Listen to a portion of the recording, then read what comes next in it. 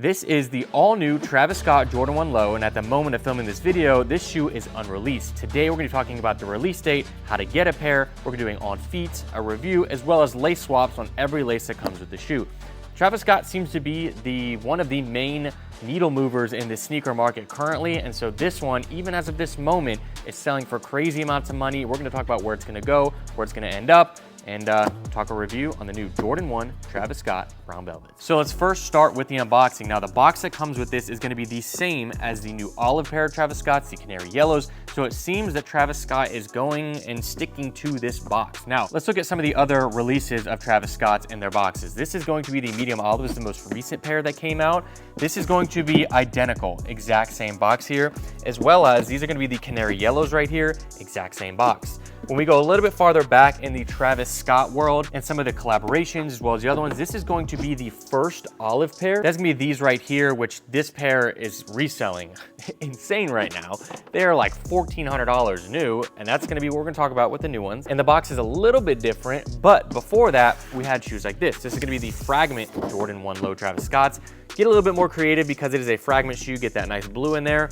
I do wish that they would have continued to add some flair to these boxes, but I assume it's just easier to continue to use this same color on every shoe that comes out. So this pair right here is a size 9.5. Look at the outside of the box, like I said, very similar to the other pairs. Mine did come with a little bit of damage on the box. I purchased these at SneakerCon in Atlanta, and I paid an early price of $700. And we're gonna talk about the pricing coming up. So let's do the unboxing. Gonna be standard, shoebox. Take the top off. You do get the Travis Scott paper here, the pink paper as usual, which is kind of a staple with Travis Scott's. And as we open them up, you get the pair of sneakers. Now, I went ahead and actually laced these up already, but here's what the shoe looks like as you get it out. We'll pull both pairs out, and then it does come with 2 sets of laces on top of the one that's already with the shoe. As far as the laces go, they now come, well, they have a lot recently come in these new boxes here, which is a more sustainable way to have the laces instead of the plastic bags. So when you take these out, there's going to be the pink pair, which all of these Travis Scotts have been coming with the pink pair. I think a few maybe, I don't know if the actual first olives came with pink, I can't remember. And the canary yellows definitely don't come with the pink. And then we have a brown pair. So the pair that's on there is kind of like a lighter tan, and then you get a dark brown that kind of matches right there. Now, we will be adding both of these pairs or laces to this pair as well, so you guys can see the difference, see what they look like. I think the pink is gonna be kind of nuts. Not my particular taste, I don't think, but we will see. So here's the pair itself.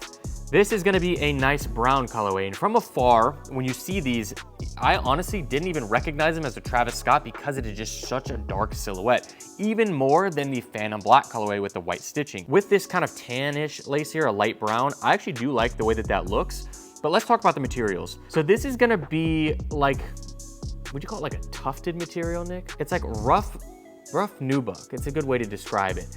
It's not soft at all. And it is kind of stiff if you look at it. Now I'm gonna take the shoe tree out. The shoes do come with a shoe tree.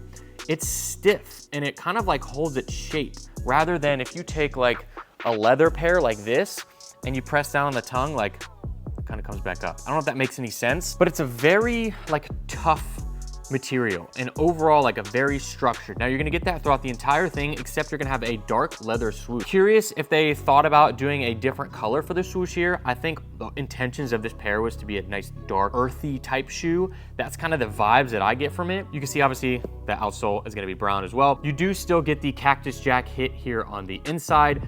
And I think that this is a unique colorway. I say unique colorway, unique material and design for a Travis Scott. Because if we look at some of the Travis Scotts we brought up before, you're getting a lot of neutral colors, but also some different hits. Canary yellows are a different kind of shoe, and that's why they're not performing as well as all the other ones. But if we look at a pair like the Travis Scott Fragments, this one is just, these are like $2,500 now. Absolutely insane. But if we look at like the color scheme and difference, it's hard to tell that this is even a Travis Scott if you just look at it from afar. Like I said, I didn't even notice. So the retail price on this sneaker right here is $150. Are any of us gonna get it for $150? Probably not. as a lot of Travis releases go. I've actually never gotten one for retail. So $150. Now, what I paid for these early is gonna be $700. I did it in a coin flip at SneakerCon between $700 and $800. I think $700 is not a bad deal for an early pair for me specifically to make content with. So I wanted to hop in here and talk about the most current market data on these sneakers for pricing and let you guys know where they're at now, where they're gonna end up at release, because there is some news that dropped that is drastically gonna affect what happens with the pricing of these and Travis Scott's going forward. So if you guys didn't see earlier in the video, we're using a size 9 and it wasn't my size. I got it at SneakerCon. I paid $700. I got on a coin flip. I was able to get 2 pairs from a local store here. They dropped a bunch of early pairs, not for retail. They bought them early, unreleased, and they dropped them. They had the pricing at around $650, and so I got a 10.5 and an 11.5, one for Clint, who we did the collection on the other day. I negotiated, got it to $600 a pair, and then obviously had taxes involved and everything, so it was like $1306 after taxes. So still about $650 a pair. I'm happy with that because if you remember the medium olives we bought at $600, and those are still selling for $500 to $550. So I'm not mad at it to get it early, especially with what's gonna happen with the market on these. But let's first look at the market data. So remember, I paid $700 for the size 9. Right now, if you want a size 9, it is $761, last sale $708, so pretty accurate. For the 11.5, to buy it right now is $992, but the last sale is $723. So realistically, they're selling in the like 700 range. Same with the 10.5, it's around 750. So I think that's a good deal on these. I'm happy with the price I paid, but we need to talk about what's gonna happen with the pricing because everybody's gonna wanna know. Once they release, are they gonna go down like every other pair? I don't think so. Previous releases of Travis Scott's, the early price is always like $200 more than when they actually drop. It usually drops off, just like the medium olives there at like $600, $650 early. They dropped to like $500 when they released. Now, with these, there was some news that released from Sneaker News the other day. They said, according to a source close to them, Travis Scott is pulling inventory and pulling number of stock from stores that typically get these releases. Now, apparently that is because he wants to be more involved with the releases. And to me, what that means is maybe that the releases are gonna go more on his website and stock's going on his website more than going to these stores. Sneaker News said that was from a close source of theirs. I actually texted a local sneaker store, a retail store here that gets all the Travis Scotts and asked them if that's true. And they actually said that they're not even getting that release at all, where they've had the medium olives, they've had the canary yellows, they've had all those pairs. They're not even getting these to release. So I think that that means that these are gonna go up. And I think the reason why I say that is because these have started to go up before release rather than go down. The closer release gets, these are going up. And I think that that means that something's going on with this release and we're about to see a drastic change in how the releases happen. And I'll kind of speculate on why I think that is. Do I think that these are gonna end up lower than 600 when they release? I could maybe see that for the first day, but I feel like these are gonna stay up there. Like to buy these right now at $992, I know that's not the last sale. I think these are gonna stay up, and I think with that news, it's definitely gonna be affecting that. And I think a part of that is probably Travis wants to just release all the shoes on his own website, will be my guess. I assume he probably makes more money that way. Obviously, retailers, they get it at a discounted price, but Travis Scott's gonna get it even better. I don't know the full extent of that, but that would just be my speculation that he wants to just release the pairs himself and be a part of the releases. But we'll see. Once the stock numbers come out for sneakers, which we don't know exactly how accurate they are, we'll see if it's super low. And once that release happens, if nobody gets pairs, these things are skyrocketing. So at the current moment, I'm happy with paying $600 for these. I think any Travis Scott at $600 is going to be long-term a good investment. If we look at the history of Travis Scott's and the Jordan 1 lows, I don't have a few of them right here, but the fragments, those were down and now up to like $2,000, $2,500 a pair. The reverse mochas are at like $1,500 to $2,000 a pair. The original olives are at $1,500 per pairs. So it's historically Travis Scott's go up. The medium olives were one that were maybe produced a lot more than the other ones, so we'll see, but I still have faith that that would be an over $1,000 shoe in the next year or two. I'm not saying to invest in them, I'm just saying historically with Travis Scott's, they go up. So we'll see how that goes, but this is what the current market data looks like on these. I've seen people in the comments saying that if this did not have a swoosh, it would be in the outlets. I mean, the Travis Scott collaboration is what is driving these. Yes, Jordan 1 lows aren't doing that well. Like these right here are ones that I thought would do pretty good. They're the Howards.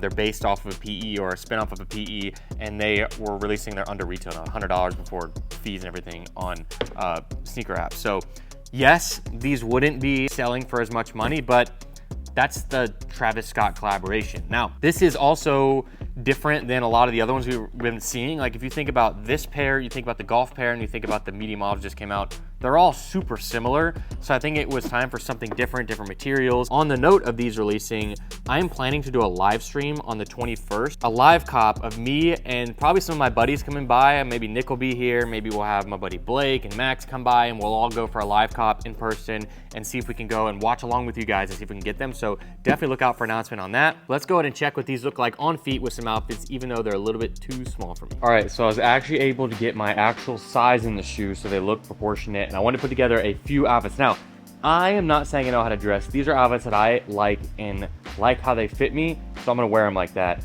But this is just some examples of how I would kind of wear these.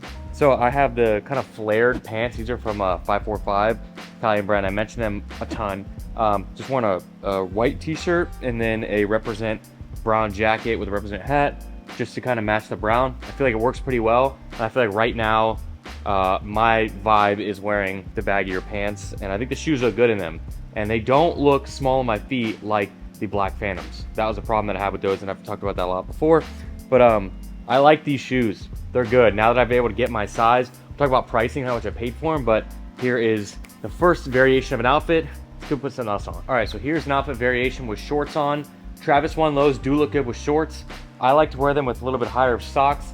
Some people only like to wear them with low socks, but I have carpenter shorts on as well as a long sleeve shirt. So this is kind of a second variation with shorts. This is kind of like a, not like a crop t-shirt. It is a little bit lower, but then you have longer sleeves. It's kind of like when you have an undershirt on, but this is a good one in my opinion with the brown tones. You may think it looks like trash, all good. All right, this is how they're gonna look with baggier blue denim, just a white t-shirt and the brown shoes. Not sure how I fully feel about the brown shoes, but I feel like it's not that bad with the blue jeans. Let me know what you guys think. I feel like it's not too bad of a look. Obviously wearing a lot of baggier pants lately, and I'm gonna show you next and last like a carpenter pant, which is kind of like my everyday. All right, thoughts in the black hoodie. How does it look? Better?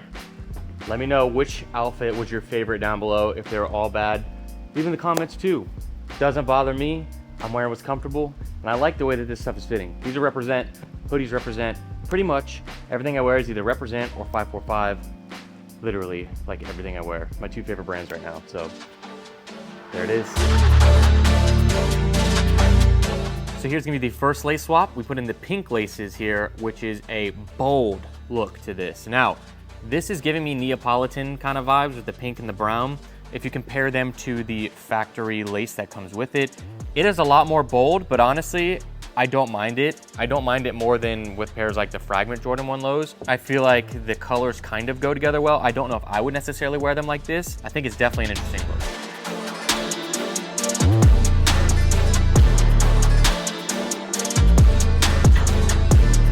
All right, it is time for the next lace swap, and we have the dark brown colorway. So as you look at these side by side, they're honestly pretty similar. It's somewhat hard to tell them apart. I mean, I know you can tell them apart. I think that this just makes the shoe even darker, and I like the kind of color pop that this gives, but that's just my opinion. We're gonna be having shots so you guys can see with both shoes laced up in each version. Let me know what you guys think down below. Which lace do you think is the best out of all of them? For actual wearability, I'm gonna go with the original factory ones that they come with. I think if you want a little bit of a pop and a little bit of different, the pink is gonna be the best option, because just look at that pop.